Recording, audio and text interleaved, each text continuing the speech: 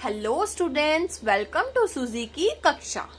आज के इस वीडियो में हम स्टार्ट करने जा रहे हैं NCERT geography class 7th chapter 5 water. Last के कुछ वीडियोस में हमने चैप्टर 4 तक कवर कर लिया है। अगर आपको कोई भी चैप्टर समझना हो तो वीडियो की प्लेलिस्ट बन चुकी है, चैनल पर जाकर आप देख सकते हैं। और आज के इस वीडियो में हम समझने वाले हैं वाटर के बारे में। So water is the most important natural resource on the earth. ये हमें पता है सबसे इम्पॉर्टेंट नेचुरल रिसोर्स है हमारे अर्थ पर, बिकॉज वाटर के बिना हमारी जो लाइफ है वी कांट इमेजिन, राइट। तो water is very essential for our lifes, ठीक है, and it is a limited resource, ठीक है। ये बहुत ज़्यादा लिमिटेड है, सो इसको हमें कंजर्व करना चाहिए और ठीक से यूज़ करना चाहिए, ताकि जो अपकमिंग फ्यूचर जनरेशन है उसको मतलब उसके लिए भी बच जाए वो। तो हमें वाटर का कंजर्वेशन करना चाहिए। आपको पता होगा कि 71% पार्ट जो है अर्थ का वो कवर्ड है with water, so that's why we called Earth the blue planet, ठीक है। तो अर्थ को इसीलिए ब्लू प्लैनेट कहा जाता है क्योंकि इसका 71% जो पार्ट है वो वाटर से कवर है, ठीक है। सो इसीलिए इसको ब्लू प्लैनेट बोला जाता है। But all water is not usable for drinking. लेकिन जितना भी ये वाटर है, अब आप ये सोच रहे होगे कि 71% वाटर है तो फिर तो बहुत पानी है, तो फिर क्यों बोलते हैं कि सेव वाटर, सेव अर्थ, और इस तरीके से क्यों कहा जाता है कंजर्व करने के लिए? ये तो अनलिमिटेड हो गया या फिर ये तो बहुत सारा है। But the question is that कि जो वाटर 71% है लेकिन यूजेबल वाटर 71% नहीं है। अगर उसका भी हम 100% देखें ओवरऑल तो सिर्फ कुछ परसेंट वाटर ऐसा है जो यूजेबल है, ठीक है। बाकी का पानी जो है वो यूजेबल नहीं है। That is not for our consumption and for drinkable, right. तो इस तरीके से हम समझेंगे वाटर के बारे में। हमने कुछ चीजें देखी। Next another thing is terrarium. Terrarium क्या होता है आपके चैप्टर में मेंशन किया गया है। It is an artificial enclosure for keeping small house plants, ठीक है। ये क्या होता है, जिस तरीके से एक्वेरियम होता है आप आर्टिफिशियल वहां पे पूरा ओशन का वो बना देते हो, ठीक है, पूरा एनवायरनमेंट वैसे क्रिएट कर देते हो और उसमें फिशेस को रखते हो, स्टोन्स को रखते हो, उसको एक्वेरियम बोलते हैं क्योंकि उसमें वाटर लाइफ है, राइट। तो इसी तरीके से टेरेरियम क्या है, वो भी एक आर्टिफिशियल इंक्लोजर है। उसके अंदर आप स्मॉल हाउसेस रखते हो। आपको शो भी हो रहा होगा, स्क्रीन पर देख रहे होंगे आप इसमें, ठीक है। तो इस तरीके से आप क्या करेंगे, प्लांट्स का पूरा एक एनवायरनमेंट क्रिएट कर देते हैं उसमें, ठीक है, लगभग। तो इसको हम बोलते हैं टेरेरियम। नेक्स्ट हम इस चैप्टर को आगे स्टार्ट करने जा रहे हैं, आगे बढ़ते हैं। Next term is water cycle, ठीक है। That is very important topic, so इसको अच्छे से समझिएगा। Water keeps circulating continuously in nature through the water cycle, ठीक है। वाटर क्या होता है, सर्कुलेट होता रहता है कंटिन्यूअसली हमारे इन्वायरमेंट के अंदर, एक साथ सर्कुलेट होता रहता है, ठीक है। तो इसी को हम क्या बोलते हैं, वाटर साइकिल बोलते हैं। और इसके मेन 3 प्रोसेसेस हैं, ठीक है। 3 मेन प्रोसेसेस हैं। सबसे पहला process is evaporation, another second is condensation and third one is precipitation, ठीक है। तो 3 प्रोसेस को ये फॉलो करता है वाटर साइकिल। इन 3 प्रोसेस को मिलाकर ही वाटर साइकिल पूरा परफॉर्म होता है, ठीक है। सो पहला is, first topic is evaporation. Evaporation is what, देखो सबसे पहले आपको दिख रहा है, स्क्रीन पे शो हो रहा है, ये सन है, ठीक है। सन क्या कर रहा है, वाटर को हीट कर रहा है। जो ओशन का ये जो सरफेस वाटर है, सन इसको क्या कर रहा है, हीट कर रहा है। हीट करने के बाद क्या हो रहा है, ये जितना भी पानी है ये हीट हो गया, इसके बाद ये वाटर वेपर्स में कन्वर्ट हो गया, ठीक है। एंड वाटर वेपर में कन्वर्ट होने के बाद क्या है, ये पानी एयर के अंदर वेपर्स बनकर जा रहा है, ठीक है। वेपर बनकर जब चला गया, जाने के बाद क्या हुआ, इसी प्रोसेस को तो हम क्या कहते हैं, इवेपोरेशन बोलते हैं। When the sun heats water bodies, ठीक है, जैसे सन जो है हीट करेगा वाटर बॉडीज को। वाटर बॉडीज कौन कौन सी, लाइक ओशन, लेक्स, रिवर्स, ठीक है। So water changes into vapour. जैसे ही इनको हीट होगा तो वाटर चेंज हो जाएगा, किसमें, वेपर में चेंज हो जाएगा, यानी कि गैस फॉर्म में चेंज हो जाएगा and rises in the atmosphere. और ये एटमॉस्फेयर में अंदर क्या हो जाएगा, कि अंदर राइज हो जाएगा, ठीक है। तो इसी को हम क्या बोलेंगे, evaporation. The next step is condensation, ठीक है। Condensation is what, the water vapour cools down in the upper layers of the atmosphere. अब वो जो वाटर वेपर्स ऊपर गई थी अभी एटमॉस्फेयर के अंदर, वो क्या होंगी, कूल डाउन हो जाएंगी, ठीक है। कूल डाउन होने के बाद क्या होगा, वो एटमॉस्फेयर में जाकर फॉर्म करेंगी टाइनी वाटर ड्रॉपलेट्स को, ठीक है। एंड ड्रॉपलेट्स क्रिएट करने के बाद दे क्रिएट क्लाउड्स, ठीक है। वाटर वेपर्स में क्रिएट, वाटर ड्रॉपलेट में क्रिएट होने के बाद then they create water clouds, ठीक है। क्लाउड्स को वो फॉर्म करेगा। इसी प्रोसेस को हम क्या बोलेंगे, कंडेंसेशन। यानी कि इवेपोरेशन क्या था, वाटर चेंज हो रहा है इनटू वाटर वेपर्स में, यानी कि लिक्विड टू गैस फॉर्म में चेंज होकर एयर में हमारे एटमॉस्फेयर में जा रहा है। And then condensation is what, कि एटमॉस्फेयर में वो जो वेपर्स गए थे वो फॉर्म हो रहा है आपके ड्रॉपलेट से क्लाउड्स में, ठीक है। क्लाउड्स बन गए, that is the condensation. Then third topic is precipitation. Precipitation is what, when the clouds become heavy. जैसे ही वो जो क्लाउड्स बने थे हैवी हो गए, the water falls back to the earth. अब ये जो वाटर होगा क्या होगा, अर्थ पर वापिस आएगा in the form of rain, snow, slit और हेल, ठीक है। Precipitation is what, when the clouds, अब ये जो क्लाउड्स थे ना ये हैवी हो जाएंगे, जैसे जैसे चलते जाएंगे आगे मूव करेंगे हैवी हो जाएंगे। हैवी होने के बाद जो इनमें वाटर था, क्योंकि वाटर से ही तो बने हैं, ठीक है, तो वो वाटर फॉल होगा बैक ऑन द अर्थ, वापस से आएगा अर्थ पर, किसकी फॉर्म में आएगा, रेन, स्नो, स्लीट और हेल। स्नो को, स्लीट और हेल को भी आप स्नो की तरह, बर्फ की तरह, आइस की तरह ही सोच सकते हैं, इसी तरीके की फॉर्म में होती है, ठीक है। So this water again flows into the river. अब ये जो वाटर नीचे आया रेन की फॉर्म में, स्नो की फॉर्म में, इन सब की फॉर्म में, वो वापस से रिवर्स में जाएगा, लेक्स में जाएगा, ओशंस में जाएगा, सीप्स अंडरग्राउंड में चला जाएगा, ठीक है। And the cycle repeat. तो यही साइकिल, फिर से वो वेपर बनेगा, फिर से चेंज हो जाएगा, क्लाउड बनेगा, देन रेन होगी, फिर वो नीचे ओशन में। तो ये साइकिल रिपीट होती जाएंगी एंड इसी को हम क्या कहते हैं, वाटर साइकिल बोलते हैं, ठीक है। समझ आया। The next topic is distribution of water on earth. अभी हमने देखा था कि वाटर 71% जो है अर्थ को कवर करता है। तो उस टाइम पर मैंने आपको क्या बताया था कि जो वाटर है उसका डिस्ट्रीब्यूशन अलग अलग तरीके से है अर्थ पे। टोटल 71% जो वाटर है वो कंज्यूम करने के लिए नहीं है, that is not ready to use, right. So distribution कैसे होगा अर्थ पे, तो दो तरीके से डिस्ट्रीब्यूशन है, ठीक है। First is salty water and second is fresh water. Salty water कितना है टोटल, अगर ओवरऑल 100% में से देखा जाए, सो 97.3% जो है सॉल्टी वाटर है, that is not drinkable. And second is fresh water, that is 2.7% present only and that is the drinkable, ठीक है। सॉल्टी वाटर कहाँ आपको प्रेजेंट होगा, that is in the oceans.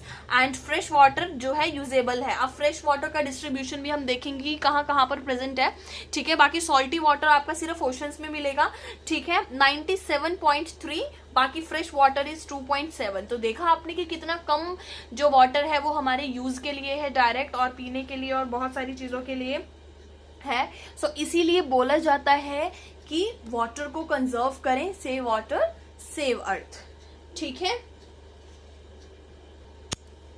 Next topic is fresh water distribution. अभी जो हमने पढ़ा कि सॉल्टी वाटर तो हमारा ओशंस में मिल जाता है, लेकिन अब क्वेश्चन ये है कि जो हमने फ्रेश वाटर की बात करी वो हमें कहाँ कहाँ मिलेगा, ठीक है। तो उसके बारे में हम पढ़ते हैं। First is glaciers and ice caps, ठीक है। सो फ्रेश वाटर हमारा हमें कहाँ पर मिलेगा, ग्लेशियर्स एंड आइस कैप्स में मिलेगा। 70% of fresh water is frozen.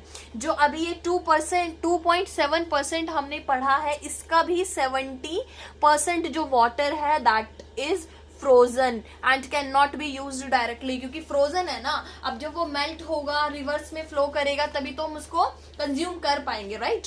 तो ग्लेशियर्स में है, कैप्स में है, but it is not ready to use, right. Another thing is ground water. Ground water stored below earth surface, ठीक है। ये अर्थ सरफेस पे होगा and used through wells, borewells, ठीक है। तो वेल्स और बोरवेल्स के थ्रू हम इसको यूज कर सकते हैं बिलो द अर्थ सरफेस, ठीक है।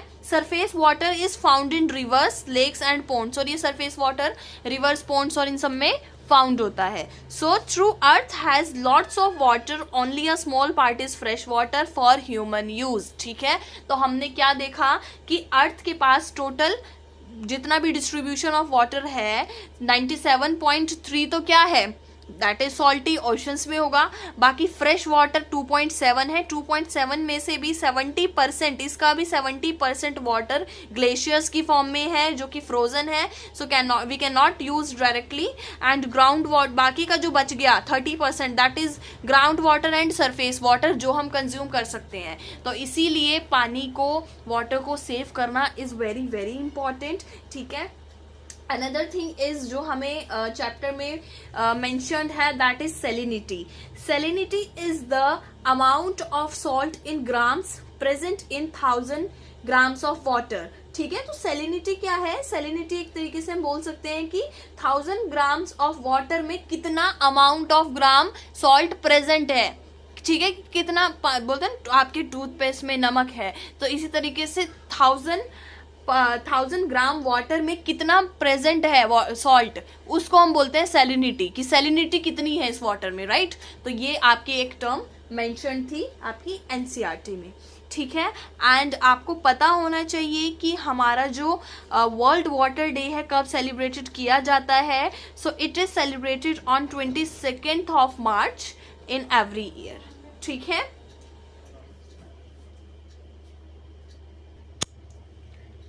Then next topic is movements of ocean water. जो अभी हमने ओशन वाटर की बात करी थी, 97.2% प्रेजेंट है. तो इसके जो ये जो मूवमेंट है ना होती रहती है. ठीक है, कभी भी एक टाइम पर स्टे नहीं करता ओशन का वाटर, कभी भी रुकता नहीं है, वो मूव करता जाता है. ठीक है, so ocean water is always moving. It's 3 main types of movements. ठीक है, तो ओशन का जो वाटर है वो ऑलवेज क्या करेगा, मूव करता रहता है, एक जगह पर स्टे नहीं करता. और इसके 3 मेन टाइप्स ऑफ मूवमेंट्स कौन कौन से हैं? First is waves, another is tides and third one is ocean currents. ठीक है, waves are the rising and falling movements of ocean water on the surface. तो वेव्स क्या है? वेव्स जो है राइजिंग एंड फॉलिंग मूवमेंट है ocean water की on the surface. Surface, ocean के सरफेस पे जो वो राइज हो रहा है और फॉल हो रहा है वाटर. ठीक है, राइज हो रहा है, फॉल हो रहा है. राइट, तो ये क्या है? यही वेव्स हैं and they are formed by wind blowing across the ocean surface. ठीक है, किस तरीके से फॉर्म करी जा रही है? ये विंड ब्लोइंग के थ्रू फॉर्म हो रही हैं. जैसे जैसे ऐसे विंड लगेगी तो वैसे वो फ्लो में जाएगा. In some cases waves become very strong. कुछ कुछ केसेस में वेव्स बहुत स्ट्रॉन्ग हो जाती हैं and break rocks on the coast line. मतलब इतनी ज्यादा स्ट्रॉन्ग हो जाती हैं कि रॉक्स को भी कई बार जो है कोस्ट लाइन से ब्रेक कर देती हैं. ठीक है, एग्जाम्पल क्या है इसका? Tsunami. Tsunami is a huge wave caused by an under water earthquake. ठीक है, अंडर वाटर में आता है ये और ड्यू टू द अर्थक्वेक. ठीक है, next important term is tides. Tides कैसी मूवमेंट है वाटर की? Tides are rise and falling of sea water levels twice a day. तो टाइड्स जो है 2 बार होती है दिन में. ठीक है, ट्वाइस अ डे होती हैं. ये भी again rise and falling of sea levels है. सी वाटर के लेवल जो है उसको राइज एंड फॉल होता है, ये 2 बार होता है. Cause due to the gravitational pull of the moon and sun. ये किसके कारण हो रहा है? Gravitational pull of moon and sun के थ्रू हो रहा है.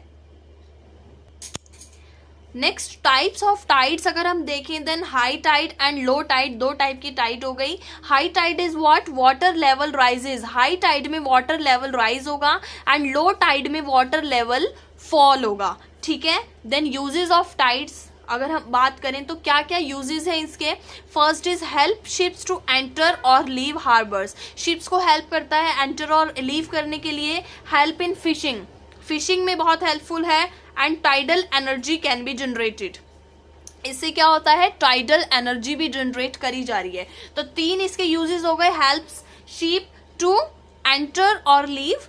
Second is help in fishing and third one is tidal energy can be generated with the help of tides, right? Then third one is ocean currents. Ocean currents is what? Ocean currents are continuous stream of water flowing in the oceans. ठीक है, continuous streams होते हैं water के जो flow कर रहा है oceans में there are two types of, जैसे टू टाइप्स ऑफ टाइड्स थी, हाई एंड लो, इसी तरीके से ओशन करंट्स भी दो होते हैं, warm currents and another is cold currents. Warm currents are what, flow direction कैसा होगा इसका, इक्वेटर से पोल, ठीक है, equator to pole, and cold का इसी का जस्ट अपोजिट होगा, पोल से लेके ये इक्वेटर तक जाएगा, ठीक है। टेम्परेचर कैसा होगा, वार्म करंट्स आर, टेम्परेचर कैसा होगा, will be warm water, and cold current का कैसा होगा, कोल्ड वाटर होगा, ठीक है। वार्म से वार्म, कोल्ड से कोल्ड, ठीक है। वार्म करंट होगा तो वार्म वाटर, कोल्ड करंट होगा तो कोल्ड वाटर, ठीक है।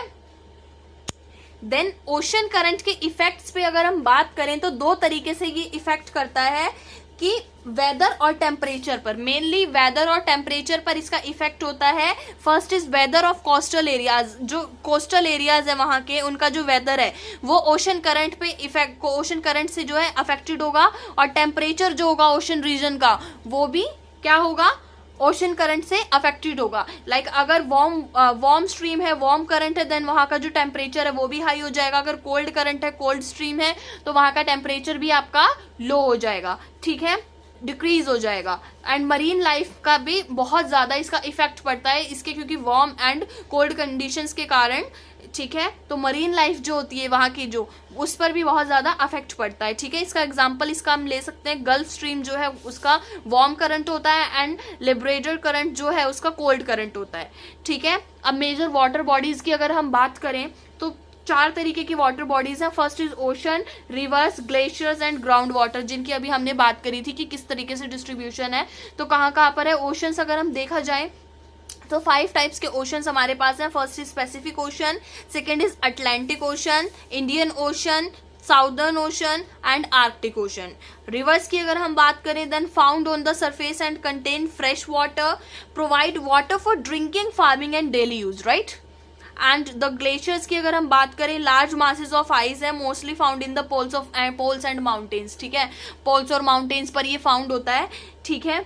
Store a large amount of fresh water, और बहुत लार्ज अमाउंट में इसके ऊपर फ्रेश वाटर होता है, but it is not ready to use, right. इसको हम एक साथ ऐसे यूज नहीं कर सकते, ठीक है। जब ये मेल्ट होगा तो रिवर में फ्लो करेगा और वहां से अब आप यूज कर सकते हो इसको, ठीक है। ग्राउंड वाटर की अगर हम बात करें, water stored below the earth surface, ठीक है, अर्थ के सरफेस के बिलो में जो है वाटर स्टोर होता है, कम्स थ्रू द वेल्स, हैंडपंप्स, इन सभी के थ्रू आप इसको निकाल सकते हैं। सो यही था इस चैप्टर के अंदर, हमने वाटर के बारे में सारी चीजें समझी, वाटर साइकिल के बारे में समझा, मेजर वाटर बॉडीज के बारे में समझा, ठीक है, डिस्ट्रीब्यूशन देखा हमने, ठीक है। यही सारा इस चैप्टर में था। अगर कंटेंट समझ आया हो, वीडियो पसंद आई हो तो लाइक एंड शेयर ज़रूर करना, एंड मिलते हैं नेक्स्ट टॉपिक पर। Bye bye.